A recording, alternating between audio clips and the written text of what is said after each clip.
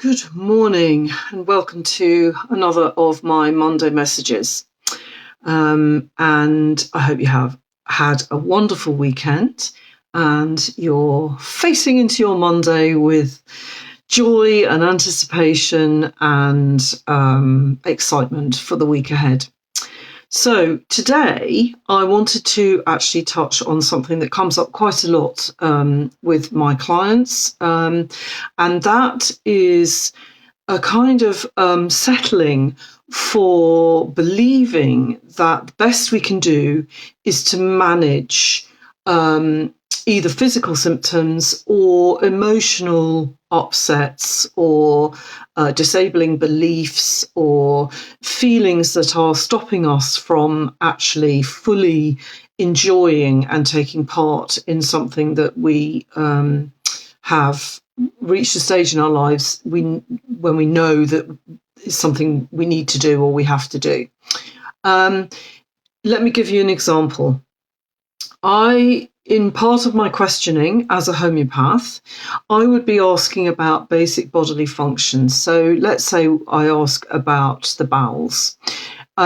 Quite often I will get a response that says, no, they're fine. They're absolutely fine. I move every day as long as I have my coffee, or as long as I take my magnesium, or as long as I take my vitamin C, or, if I take the prescribed laxative or the herbal laxative, or even sometimes, oh yes, I take a couple of remedies to help that to happen, and it's fine.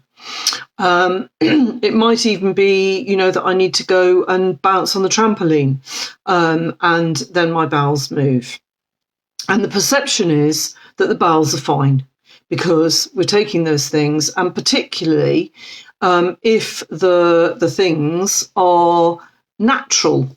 But the fact is that they are actually artificially, whatever they are artificially stimulating our bowels to do something that they should be doing anyway. They should be doing regardless of what comes into the body or what we're doing.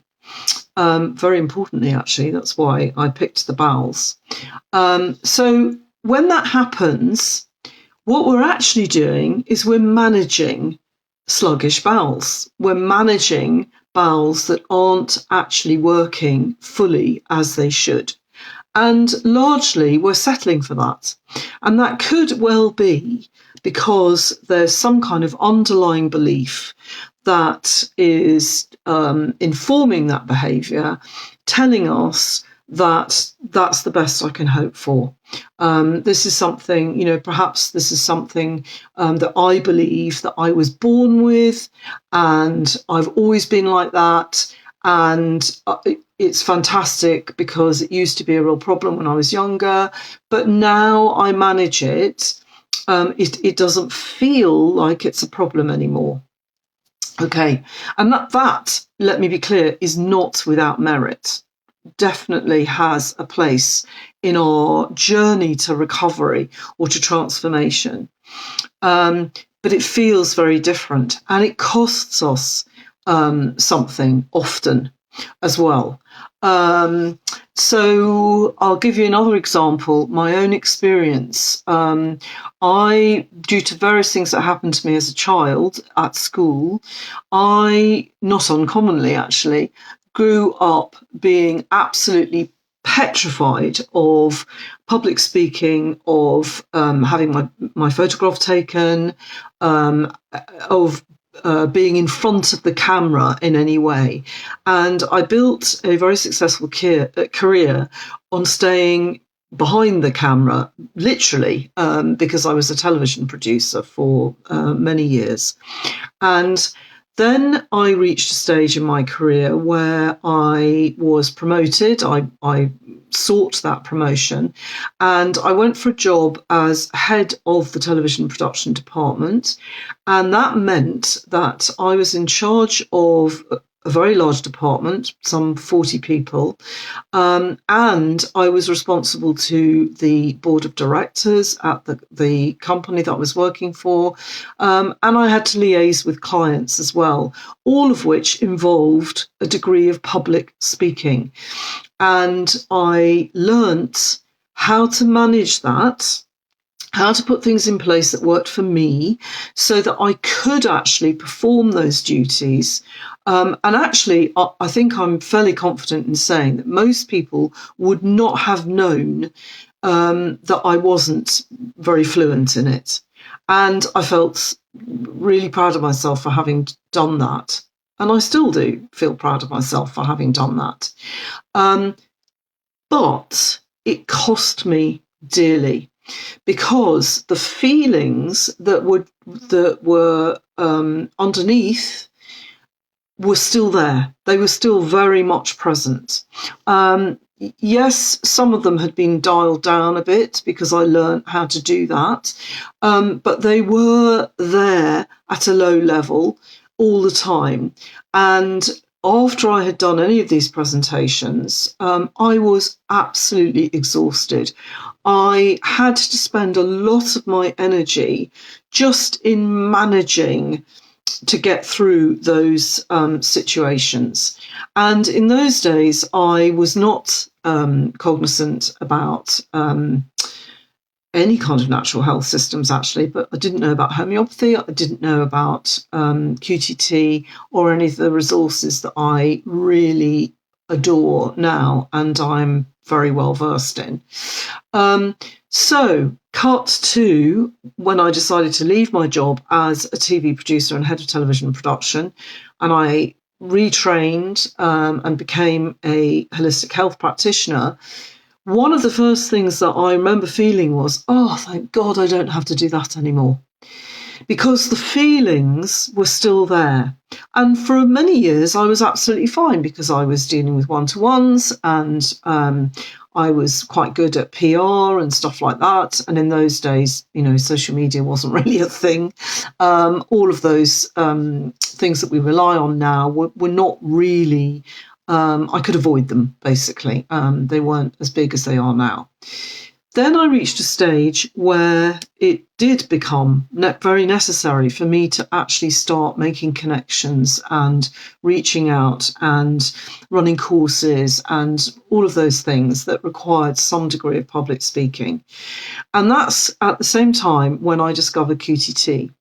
And what QTT enabled me to do was to let go of the feelings and to understand them and why they were there and why they had been set up and logged in my subconscious, and to uncouple them from public speaking.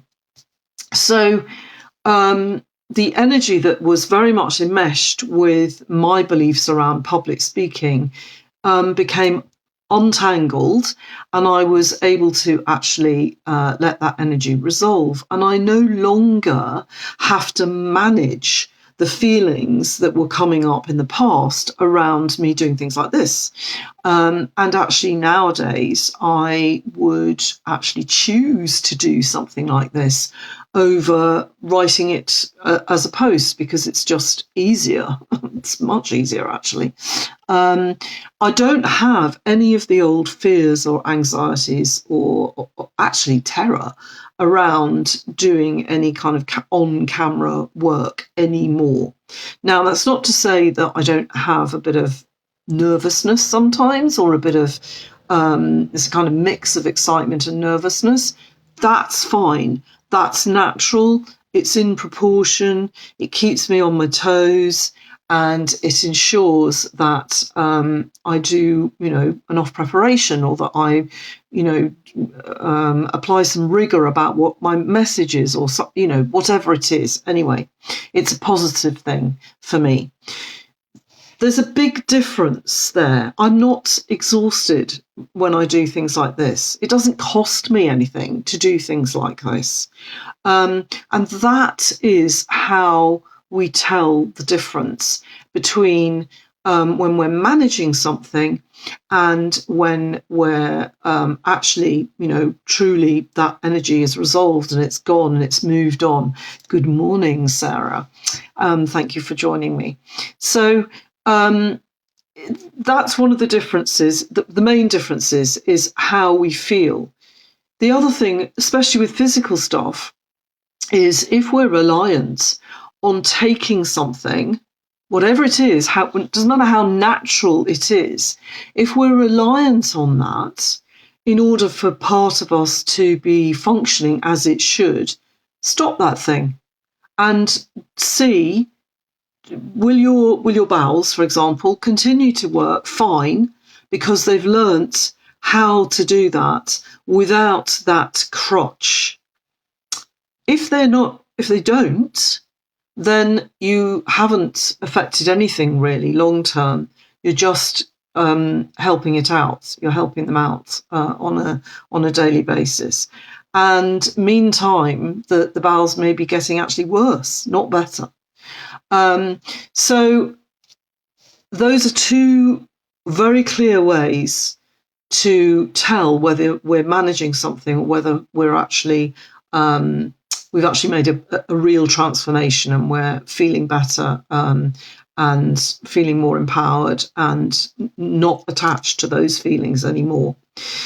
Why is that significant? Because we all need as much energy as we can to function and to enjoy our lives fully and to experience all the beauty and the joy that we can in our lives. And if we're actually spending a vast part of our energies on managing things, that's costing us. And also, I believe, going back to what I first said, it's a kind of settling. It's a kind of, that's as good as I can do. That's as good as I can get.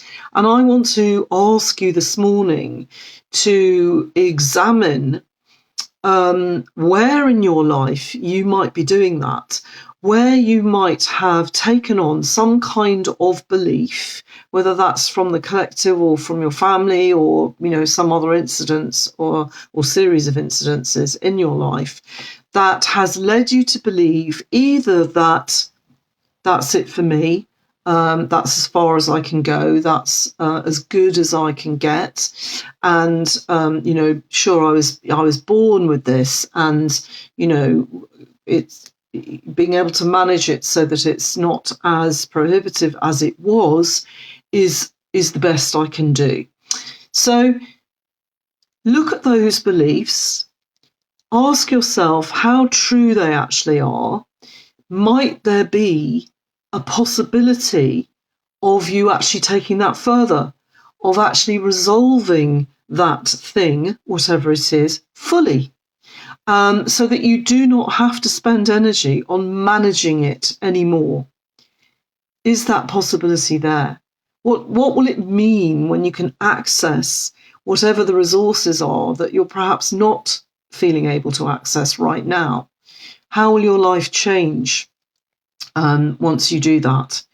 And really asking yourself too whether that might be a pattern in your life. Where else might you be settling for second best?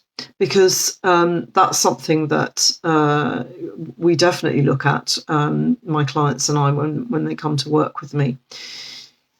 This is the reason that I am very careful about how I train, what resources and health systems I take on as part of my toolbox, if you like. With homeopathy, my two pillars, homeopathy and QTT, both cases, we look at the root causes of any dis-ease, anything that is manifesting either physically, emotionally, or spiritually. We're not interested in managing. It has a place for sure, and there are lots of little things that we can do along the way to help manage things, but it's not the end.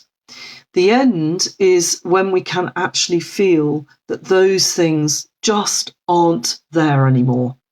And I know that's something that people are very cautious about claiming now.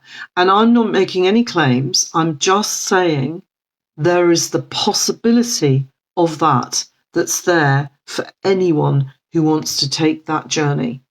And if you are interested in talking about it more, then please do book a free clarity call with me. And the link is in the post with this video, or it's on my website, or it will be in my bio if you're watching on Instagram. And if you want to just comment in the comments section with a yes, if you recognize that there is some area that you might feel that you're managing rather than taking it any further. And if you are feeling open to the possibility of taking your journey a little bit further. That's it for this week. I welcome your comments as usual, and have a beautiful week. And thank you very much for joining me, for those who are watching. Take care. Bye.